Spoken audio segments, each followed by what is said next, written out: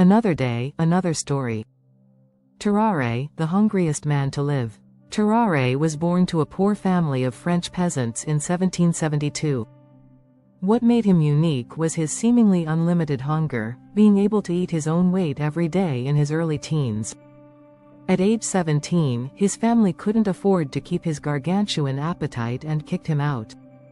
Welcome to Thibaut Eminent Channel. For the next few years, Tarrare would work as a street performer, with crowds giving him many things to eat, ranging from apples, to live animals, to corks, to flints, and many other things no one else could digest.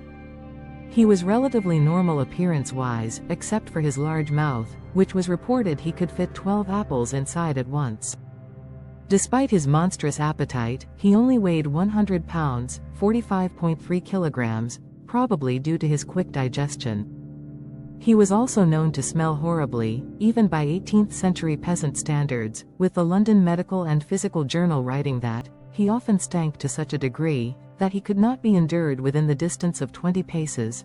In 1792, Tarrare would grow tired of being a circus freak, and decided to enlist in the French army, trying to find a new purpose in life.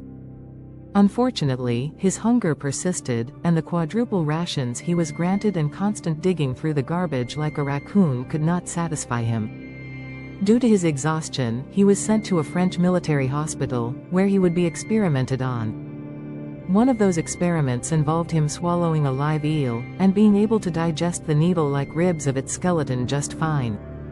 French officers would take notice of his abilities, and would make Tarrare into a reconnaissance soldier, with him eating boxes with notes in them, so they could be delivered later on.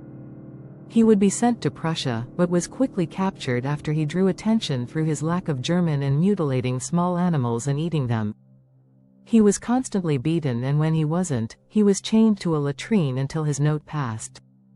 If the constant torture wasn't enough trauma, he was almost executed, with having the noose tied around his neck just before his execution was called off. Being sent back to France, Tarrare was begging medical professionals to find a cure for his condition.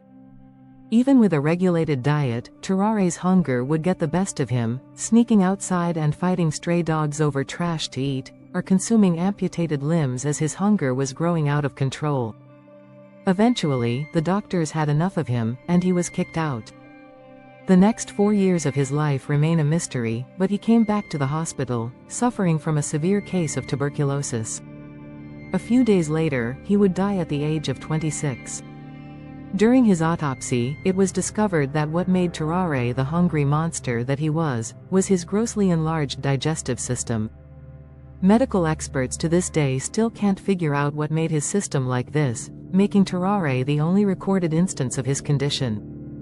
What could be more unfortunate than to be born with a constant and relentless hunger that could drive a man into a monster just to satisfy himself?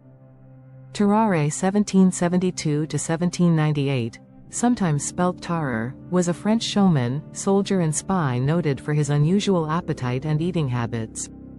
Able to eat vast amounts of meat, he was constantly hungry. His parents could not provide for him, and he was turned out of the family home as a teenager.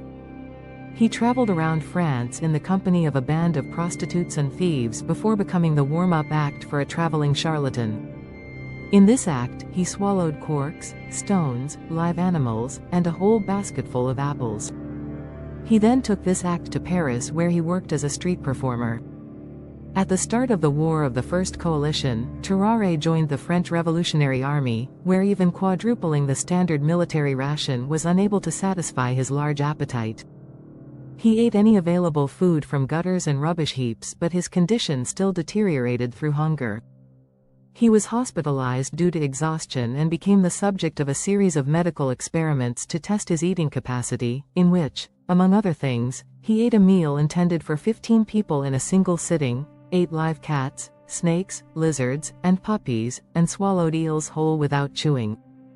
Despite his unusual diet, he was underweight and, except for his eating habits, he showed no signs of mental illness other than what was described as an apathetic temperament.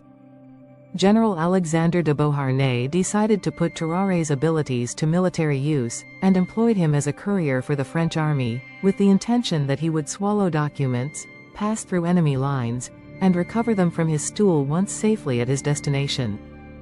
On his first mission, he was captured by Prussian forces, severely beaten, and subjected to a mock execution before being returned to French lines. Chastened by this experience, he agreed to submit to any procedure that might cure his appetite. The procedures failed, and doctors could not keep him on a controlled diet. He snuck out of the hospital to scavenge for offal in gutters, rubbish heaps and outside butchers' shops, and attempted to drink the blood of other patients in the hospital while they were bloodletting and to eat the corpses in the hospital's morgue. After being suspected of eating a 1-year-old toddler, he was ejected from the hospital. He reappeared 4 years later in Versailles with a case of severe tuberculosis and died shortly afterwards, following a lengthy bout of exudative diarrhea. Attempted cures following this incident, Tarrare was desperate to avoid further military service, and returned to the hospital, telling Percy that he would attempt any possible cure for his appetite. Percy treated him with laudanum without success. Further treatments with wine vinegar and tobacco pills were likewise unsuccessful. Following these failures, Percy fed Tarrare large quantities of soft-boiled eggs, but this also failed to suppress his appetite. Efforts to keep him on any kind of controlled diet failed. He would sneak out of the hospital to scavenge for offal outside butchers' shops and to fight stray dogs for rotting meat in gutters, alleys and rubbish heaps. He was also caught several times within the hospital drinking from patients undergoing bloodletting, and attempting to eat the bodies in the hospital's morgue. Other doctors believed that Tarrare was mentally ill and pressed for him to be transferred to a lunatic asylum, but Percy was keen to continue his experiments and Tarrare remained in the military hospital. Death 4 years later, in 1798, M. Tessier of Versailles Hospital contacted Percy to notify him that a patient of theirs wished to see him.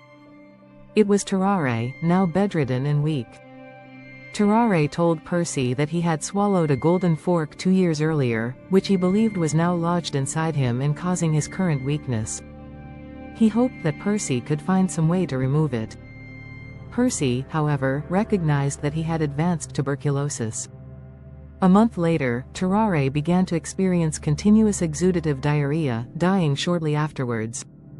The corpse rotted quickly. The surgeons of the hospital refused to dissect it. Tessier, however, wanted to find out how Tarrare's intestines differed from those of a normal person. He was also curious as to whether the gold fork was lodged inside him. At the autopsy, Tarrare's gullet was found to be abnormally wide, and when his jaws were opened, surgeons could see down a broad canal into the stomach. His body was found to be filled with pus, his liver and gallbladder were abnormally large, and his stomach was enormous, covered in ulcers and filling most of his abdominal cavity. No fork was ever found. Thanks for watching. Request you to subscribe the channel.